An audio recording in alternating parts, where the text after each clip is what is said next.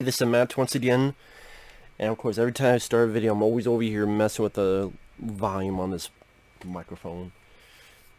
Like you give a crap. But this is a paid request, thanks to my good friend Mike, who Speed Communications. Thank you so much for that. And for those interested in requesting pretty much any type of videos, topics, reactions, reviews, re-reviews, anything in between, feel free to send them either directly to my PayPal or join my Patreon.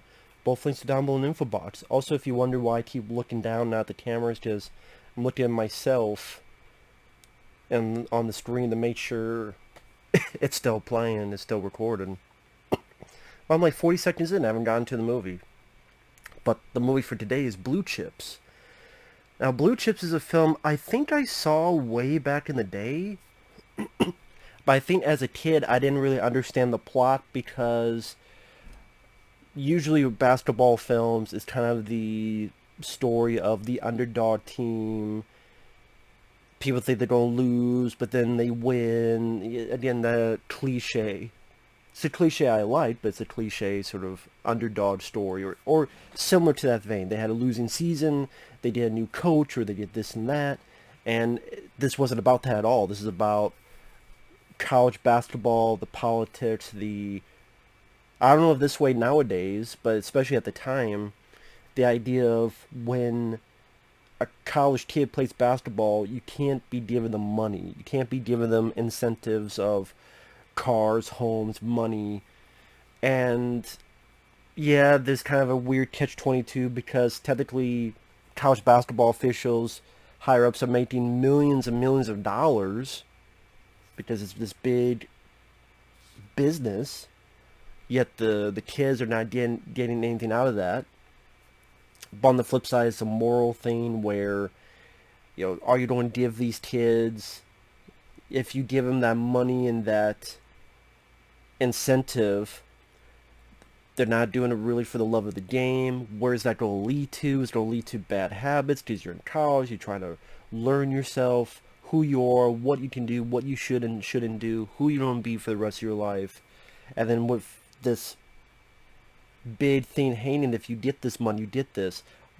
Are you going to ask for more? Are you going to ask for more stuff? Well, if I don't get this, I won't play. If I don't get this, then I won't play as well. Or will it be, well, if this person gives me money and now that mindset is in traction, maybe I'll throw the game. Maybe I'll shave points. Maybe I'll do this and that. It's a whole conglomeration, I barely said the word, that you can look into. Now, this is directed by William Friedkin. I always forget William Friedkin directed this. Now, of course, he directed The Exorcist, The French Connection, very successful. When he got into To Live and Die in L.A. in the 80s, when he got into the 90s and onward, he didn't really find the success he did in the 70s. He did The Guardian, which is a film I don't mind. I mean, yeah, it's about a tree witch, pretty much, but I don't think it's that bad of a movie. I think it has some interesting stuff to it. He did a film called Jade with David Caruso, which is a film I liked, especially if you find the VHS version that has the extended ending, which I think should have been a theatrical cut, so it makes the ending a bit more satisfying. But I like David Caruso. I liked Jade. And then there's one of those 90s films he did that didn't really do well. His films were not doing well, critically or commercially, including this. Even into the 2000s, Bug I hated. I think that's his worst film. I hate Bug. The Hunted is actually my personal favorite with Tommy Lee Jones, Benicio del Toro. That's a film. It's kind of like if you took the novel First Blood and you made a movie on the novel. Not on the movie First Blood, but like going back to the source material. I actually like that. That's why I don't need to see an adaptation of First Blood. Sorry, Quentin Tarantino. I got an idea for a new Rambo film. No. I'm going to use the guy with Kylo Ren. No. The guy who played Kylo Ren, Adam Driver. No. Hey, Tarantino, just go watch The Hunted. There you go. He's not doing it, but like I think Joe Rogan podcast, he was asking Tarantino, or Tarantino brought it up, whichever it was. I'm like, no, I saw that. It's called The Hunted. And it's a pretty damn underrated film. Doesn't even have a Blu-ray in the U.S. In fact, even this film didn't have a Blu-ray, but I think eventually now it's coming out with one. Can we get, I mean, can we get The Hunted on Blu-ray? It's on Blu-ray overseas, but not in the U.S. Anyway, I'm going off tangent. Anyway, William Friedkin, I do think he's a talented director. There are films of his I like. Like I said, The Hunt is my favorite. I do like The French Connection, Jade, and I liked this film. It's not my favorite basketball film. That will always be White Men Can't Jump.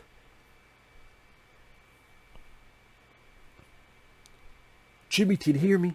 Jimmy, can you hear me? No bullshit. I thought Woody Harrelson and Wesley Snipes worked well together. But also, I like basketball. I like the sport of basketball. I don't watch a lot of it nowadays. Just don't have the time. But I like the intensity, the pacing of the game.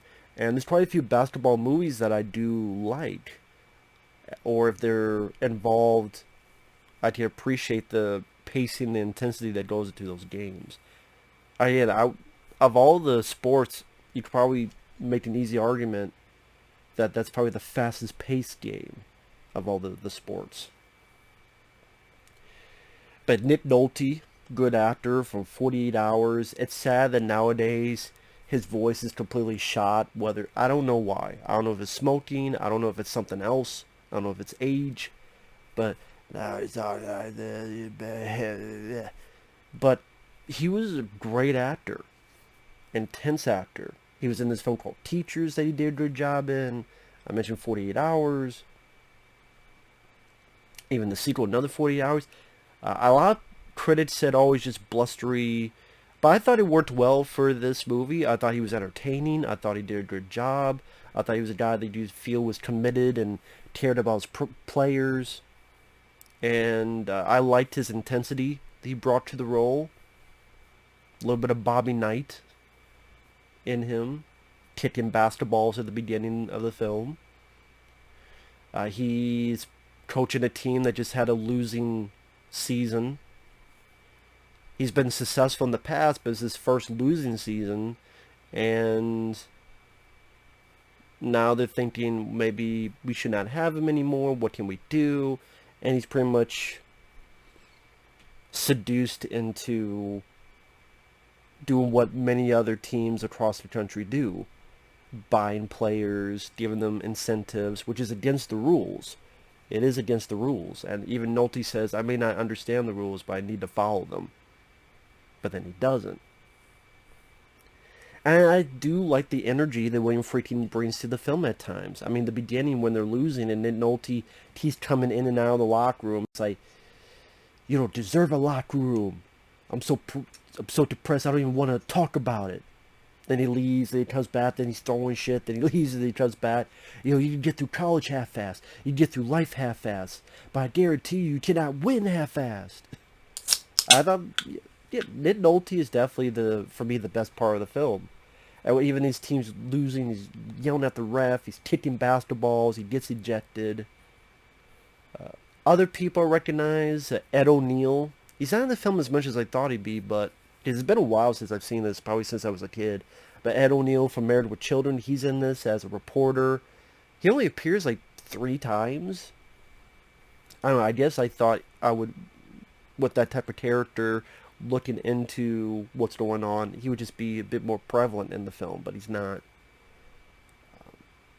I forget the actress's name. Is it Mary McDowell?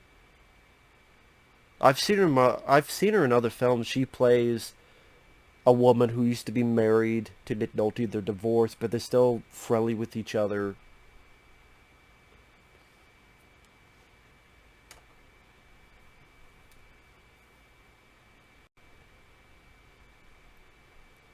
And like I said, he gets his first losing season. And again, all these people, everyone else is buying these guys cars under the table. That's why we can't get the players we want. And part of me is like, don't blame the coach. Blame the players who are sucking ass. I mean, if the coach has a bunch of players that suck ass, then the coach can't do anything but stick his thumbs up his ass and pray. But then he starts looking for prospects again for the next season. Louis Gossett Jr. is in this, which I didn't realize.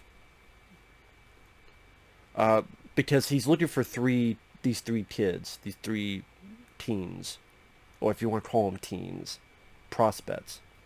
One, Louis Gossett Jr. knows, and he also knows Nick Nolte, so he gets Nick Nolte to see this one guy, whose mom is played by Alfre Woodard, and she's like, well, I want a house, and even Nick Nolte's like, well, what's that going to say about your kid, and morals, what's your kid going to grow up to be?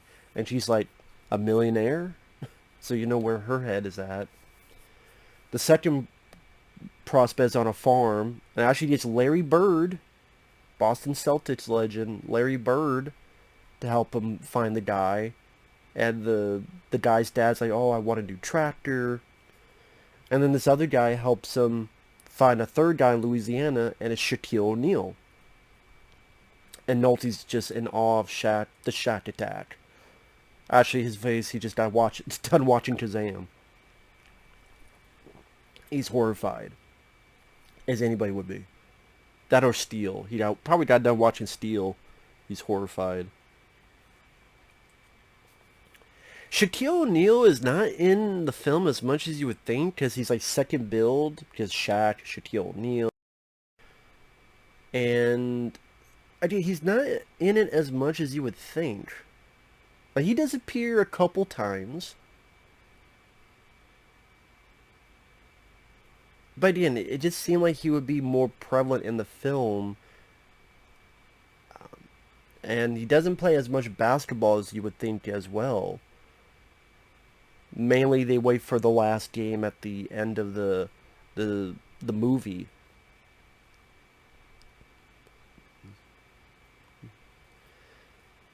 Because I guess also when I first saw this, I thought it was going to be, okay, they're going through the entire season, and they're doing so well, and it's throughout the season where he's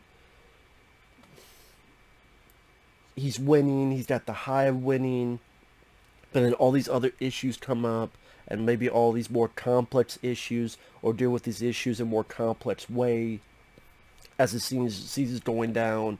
And then when they win the championship, then that's when Nick Nolte lets loose. Well, I didn't want to win the season this way, and there'd be a lot more other obstacles in his head, a lot more stuff going on.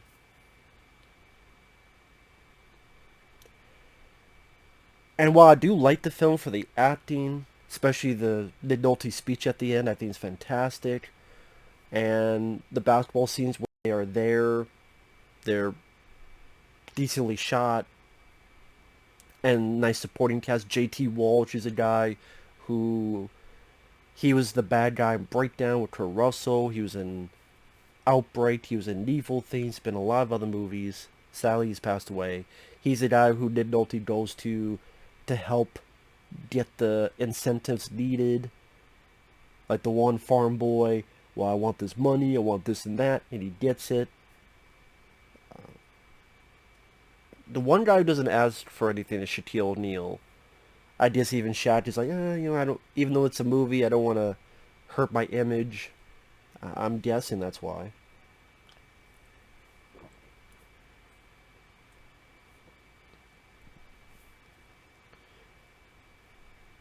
And again, while there is certain little issues, like, again, I'm surprised there's so little Shaq, not as much Shaquille O'Neal as you would think.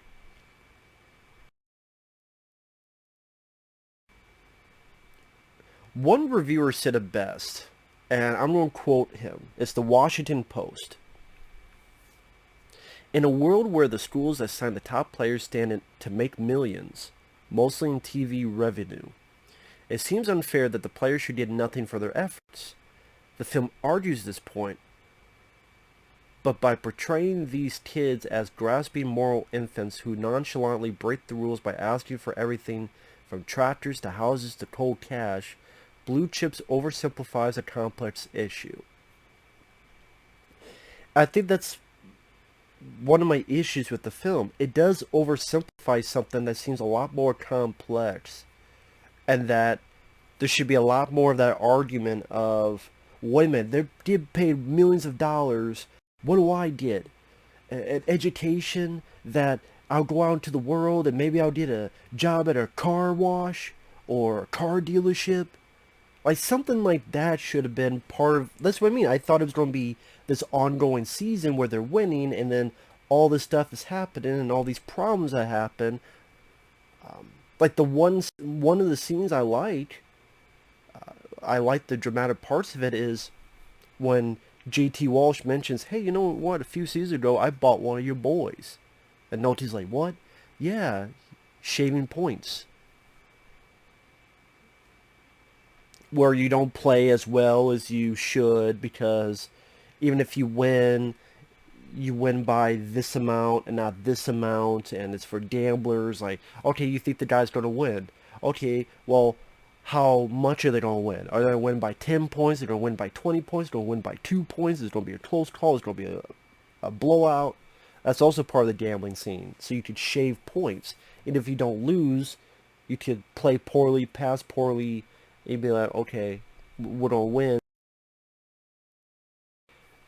And so Nick Nolte and his team are watching this videotape, back in the days of videotape. And I like the music. I think the score conveys the dramatic portion of that scene. Nolte's face, where you see the color draining out of his face when he realizes what's really going on. Because you took the purest thing in your life and you corrupted it. And he confronts the guy, and the guy's, crying. We still won, man. I only did it once. I'm like, well, Nolte, what he did was wrong, but, technically what you're doing, you don't have a whole lot of room to stand on, so to speak. But I thought it'd be a lot more moments like that. Again, that's what I mean. I thought they were going to play the whole season. They're winning. He's ecstatic, but then the pressure, as well as ineptitude, like a lot more scenes of that nature.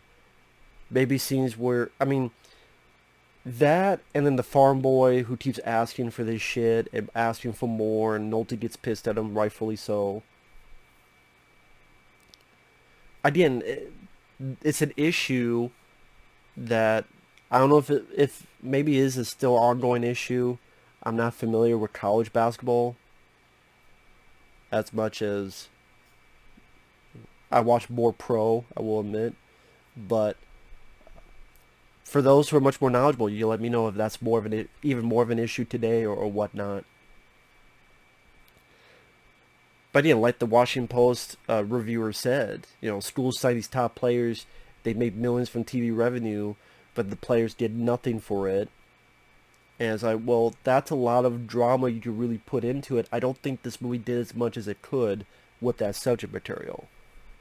And you think with William Friedkin, he'd be a director that could really tackle that subject. It seemed like he skimmed the surface, and it was more of... This seems like a movie that would have a lot more gray area, and it's not. It's much more, it's this or this.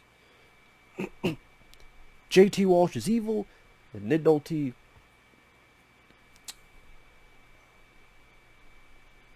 Yeah, it just seemed like there'd be a lot more middle ground covered throughout the film. So, but I still liked the movie. Nick Nolte especially gives a great performance. His ending speech, I think it's fantastic. And spoiler alert, he gives his speech, he quits, and he decides, screw it, I'm going to go back to coaching high school basketball. But on the flip side, it didn't matter for the other players, because 2 of those 3 prospects, they quit college and they get into the NBA. So it still worked out for them. In fact, college was useless for them. It really was useless for them. So it's almost like saying, yeah, college is useless. Look at these guys. They left college and got into the NBA.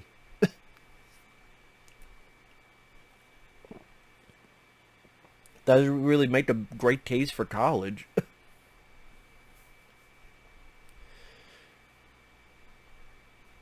But yeah, I'll say it again. I think the performances, especially Nick Nolte, really helped sell the film. at the end, if you like, I don't know if there are people who don't like basketball. I don't know what they would get out of this or any basketball movie. But like, I don't like baseball, but I still like Major League and some other baseball movies. The Fan with Robert De Niro and Wesley Snipes. I'm not a fan of baseball. I still like the Fan. So perhaps you could still like the film, maybe because it's not in-depth basketball playing. It's more about the story. And Shaq is not an actor, but he is a presence, and he's fine for what he needed to do. Maybe that's why screen time is limited, because they knew, like, this guy isn't really an actor. So if that's the case, I can understand. I would just comment, oh wow, I'm surprised he's not in it as much as you would think. I did Nolte, I think his performance is underrated. Just again, he's just bellowing. Well, yeah, he's bellowing, but it's entertaining to watch, and it's fit with the type of character he's playing. And, that's the right actor to pick for that type of role. But like I said, I just wish it delved a lot deeper into the issue, this complex issue, that it kind of... I agree, it oversimplified it. I think there's a lot more meat, a lot more drama, a lot more stuff you could have got into that idea. And again, to repeat myself, go through the whole season where you're winning and you throw in more basketball.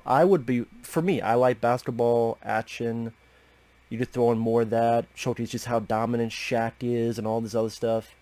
And then the temptations, how getting all this stuff could maybe tempt you even more so.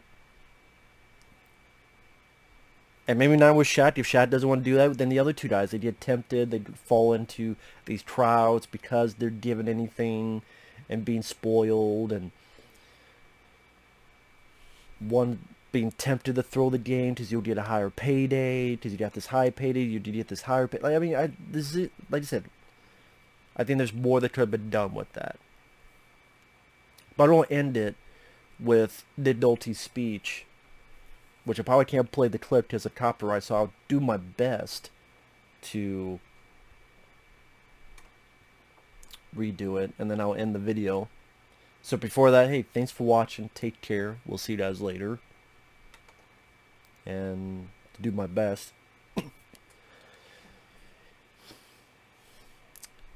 Someplace in America right now, there's some 10-year-old kid.